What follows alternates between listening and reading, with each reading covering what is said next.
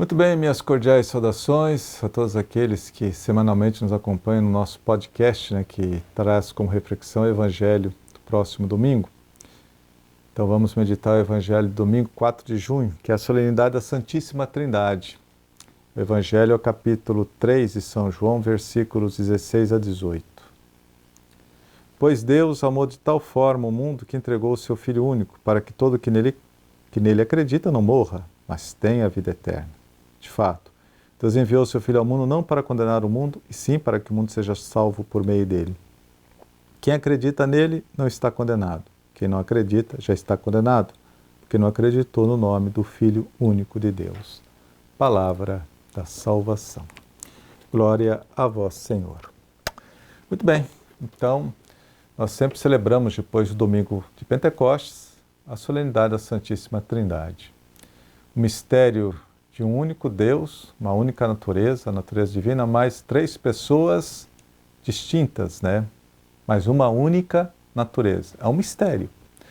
Por isso somos convidados a um exercício de mistagogia.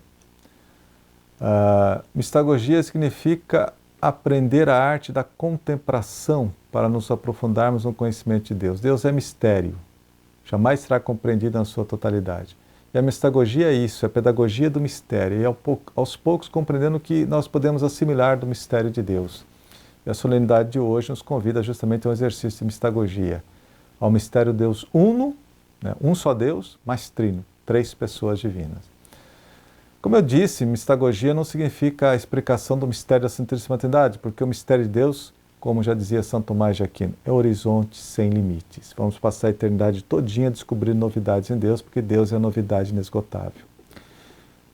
Mas é um aprofundar-se no mistério. E o mistério da Santíssima Trindade levou nada mais, nada menos que Santo Agostinho a dizer: Deus é uma realidade tão inesgotável que, quando encontrado, ainda falta tudo para encontrá-lo. Um grande Agostinho. O mesmo sentimento de Santo Agostinho experimentou o grande profeta Isaías, capítulo 45 de Isaías, versículo 15, quando ele fala assim: Deus escondido realmente sois Senhor. Mistério. Certamente, a mais didática explicação do mistério da Santíssima Trindade é um quadro, que na teologia oriental chamamos de ícone, na liturgia oriental. O ícone é um quadro, uma pintura.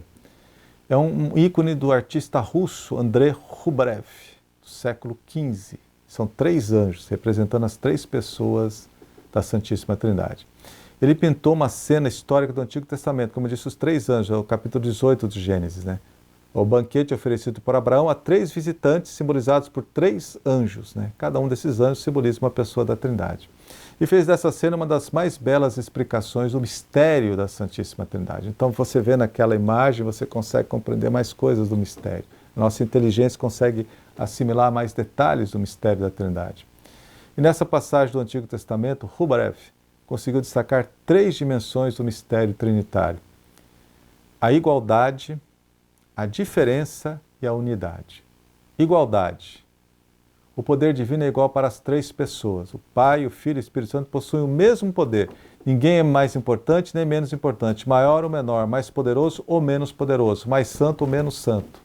Nós não podemos projetar em Deus as desigualdades que existem entre as gerações humanas. Por exemplo, falando em pai e filho, sempre entendemos, e tem que ser assim, que o pai é mais velho, maior, mais forte. Só pouco a pouco o filho chega à estatura do pai, até ultrapassa, mas demanda tempo. Essa desigualdade não existe em Deus. Existe uma relação de origem entre pai e filho. É o pai que eternamente gera e o filho que é eternamente gerado. Mas, como eu disse, a própria relação é eterna, não tem tempo, não há evolução temporal, não há crescimento ou decrepitude. Pai, Filho e Espírito Santo são iguais em tudo. Mas como? É o mistério da Trindade. Diferença. Cada pessoa tem seu lugar. A primeira pessoa em relação à segunda é pai. Isto é, a origem, a fonte. Sem pai não tem filho. A segunda pessoa em relação à primeira é o filho. Isto é, ela é gerada, eternamente gerada. O Espírito Santo procede do pai e do filho. É amor doado pelo pai e acolhido pelo filho. Essas relações não podem ser invertidas. Cada pessoa tem esse lugar inconfundível. E a gente atribui a cada uma das pessoas uma missão. A criação é atribuída ao Pai. a redenção ao Filho e a santificação do mundo ao Espírito Santo. Celebramos o Pentecostes domingo passado. O Espírito que nos santifica, que conduz a igreja. Né? Então, cada pessoa tem uma missão específica. Então, existe uma diferença entre as pessoas. Mas existe uma perfeita comunhão. Aí vem a unidade. A perfeita comunhão entre as três pessoas divinas. De tal modo que cada uma habita na outra, em perfeita unidade e reciprocidade. Em outras palavras, cada pessoa divina somente existe na outra, pela outra e para a outra. Vive na outra. Três pessoas, mas um único Deus.